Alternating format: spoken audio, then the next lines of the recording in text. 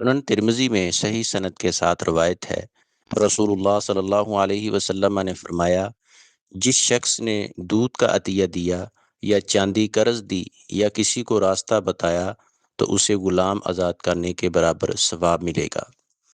اس حدیث مبارکہ کا مفہوم ہے، دودھ ایک اہم اور بنیادی غذا ہے۔ کسی کو دودھ پلانا یا دودھ والا جانور تحفہ دینا یا چاندی قرض دینا موجودہ زمانے میں پیسے ادار دینا انسانی خدمت اور تعاون کی ایک صورت ہے۔ کسی کو صحیح راستہ دکھانا، اسے بھٹکنے اور نقصان سے بچانا، وہ راستہ دنیا کا ہو یا دین کا، دونوں کا ہی اجر ہے۔ اسلام غلامی کو نہیں بلکہ آزادی کو پسند کرتا ہے، اور اسلام میں غلام آزاد کرنا بہت بڑا نیک عمل سمجھا جاتا تھا۔